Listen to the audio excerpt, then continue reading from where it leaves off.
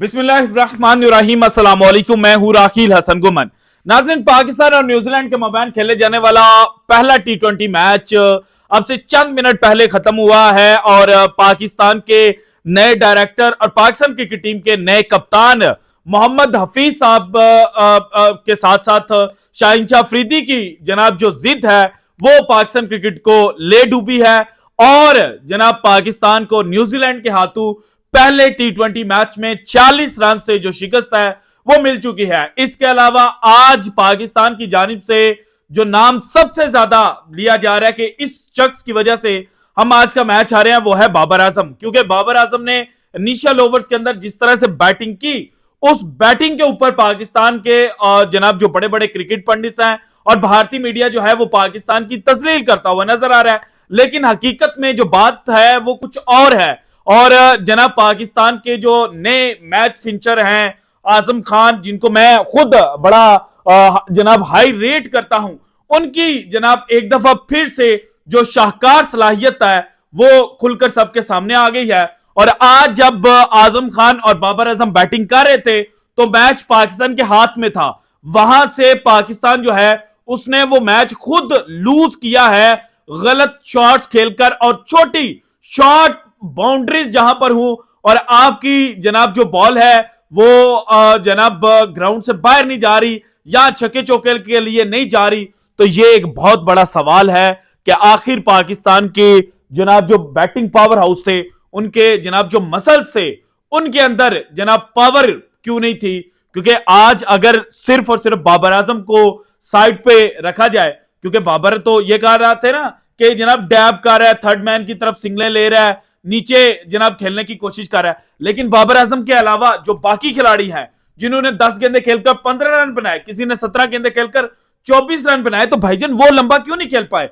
आपको 226 रन जो थे वो जनाब मारे थे न्यूजीलैंड ने और 227 रन जो हैं वो आपने 120 गेंदों के ऊपर चेस करने थे। और जब स्ट्रेट की बाउंड्री जिसकी डायमेंशंस मैंने आपके सामने एक दिन पहले रखी थी कि जनाब जो स्क्वायर बाउंड्रीज हैं वो 65 मीटर की है और स्ट्रेट बाउंड्री जो है वो 55 मीटर की है, लेकिन आज जिस बाउंड्री पर मैच खेला गया, जिस पिच के ऊपर उसकी जो स्ट्रेट बाउंड्री बनती है वो तकरीबन 47 मीटर की थी।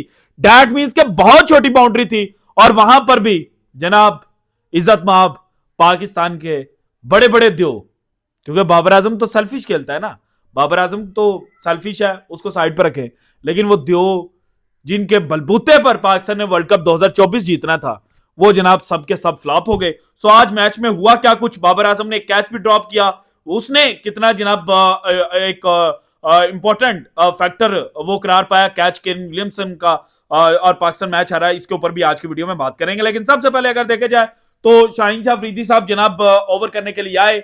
अपना पहला ओवर उसकी दूसरी गेंद के ऊपर उन्होंने जनाब जो न्यूजीलैंड के ओपनर थे डेवन कॉनवे उनकी विकेट हासिल कर ली और लगा कि शाहीन शाह अफरीदी जो है जो जनाब प्री इंजरी वाले शाहीन शाह अफरीदी हैं वो वापस आ गए।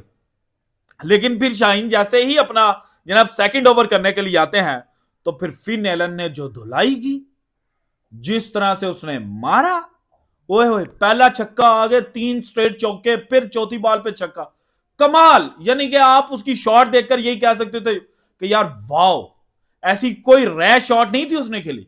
शाहीन शाह अफरीदी को प्रॉपर उसने शॉट्स मारी थी। तो जनाब उसने कमाल जो शाहीन शाह अफरीदी है ना उनको बताया कि भाईजान ये पीएसएल नहीं है, ये इंटरनेशनल क्रिकेट है, ये आपके घर की लीग नहीं है।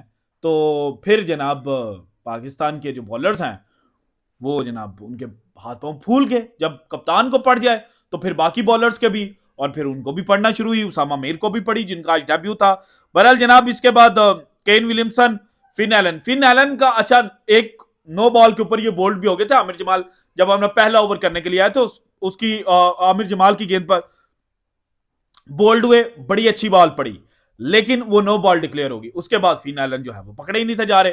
फिर अब्बास अफरीदी जिनका डेब्यू था वो बॉलिंग के लिए आए, उनको भी जनाब एक हिट करने की जानिब जो फिन एलन है वो गए, लेकिन जनाब जो स्लो वन अब्बास अफरीदी ने फेंकी थी वो जनाब फिन एलन पकड़ ही नहीं पाए और वहां पर जो वो अपना कैच है वो दे बैठे। और अब्बास अफरीदी के ओवर में ही केन विलियमसन का कैच जो है वो जनाब छूटा था बाबर आजम से और उस कैच को सिर्फ अभी तक जो हाईलाइट किया जा रहा है ना, वो ये हाईलाइट किया जा रहा है कि बाबर आजम के हाथ से ये गेंद निकली, लेकिन बाबर आजम कितने कदम पीछे भाग कर गए और कैच तक वो पहुंच चुके थे।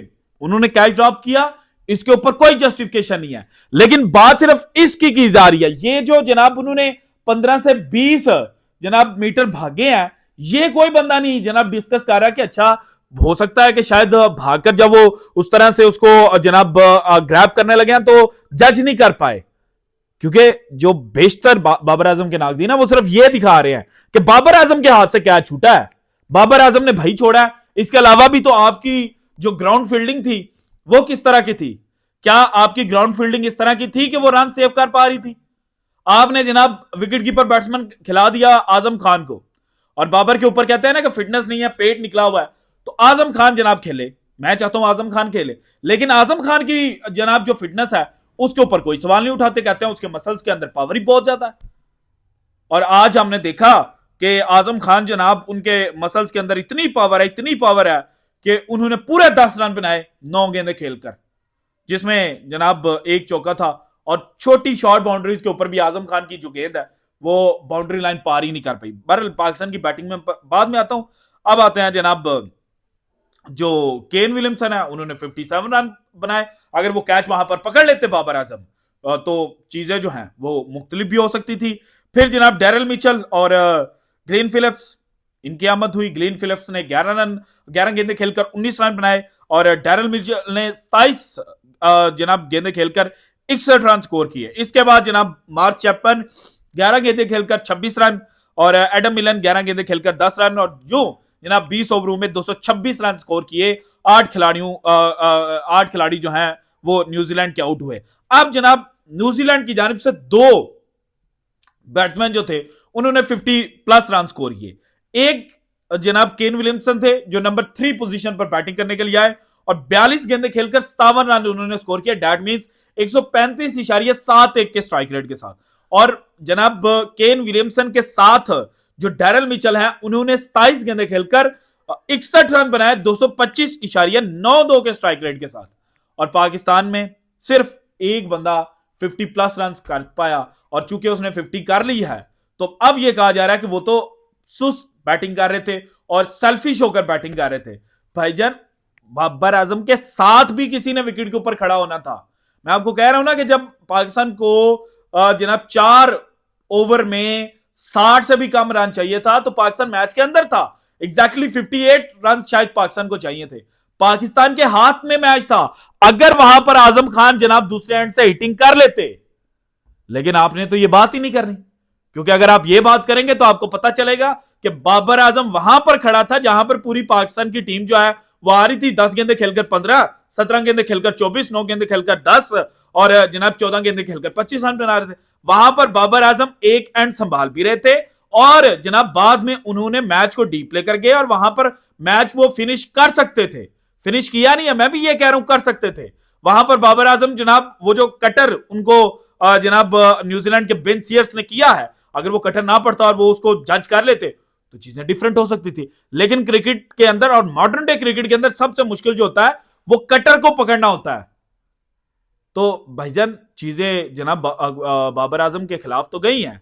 बाबर आजम मैच को फिनिश नहीं कर पाए, कैच भी ड्रॉप किया, लेकिन सारी गलती बाबर आजम की नहीं है। ये जो जनाब जिन्होंने जनाब बहुत शाने बनकर जो ओपनिंग पार्टनरशिप तोड़ी, बाबर आजम का मोराल डाउन किया और जानबूझकर हवा क्रिएट किया, फिर उनके जो करीब तरीन साफी हैं वो जनाब बात ही ऐसे करते हैं कि जनाब बाबर आजम अगर जो सैम अयूब रन आउट हुए हैं तो वो बाबर आजम की वजह से हुए हैं, इफ्तिखार आउट हुए तो वो बाबर आजम की वजह से हुए, फखर जमान रन नहीं कर पा रहे तो वो बाबर आजम की वजह से नहीं कर पा रहे, शाहिनशाह अफरीदी को रन पड़े तो वो जनाब बाबर आजम की वजह से पड़े, उसामा मीर का आज डेब्यू हुआ और उनको रन पड़े तो ये भी बाबर आजम की गलती थी।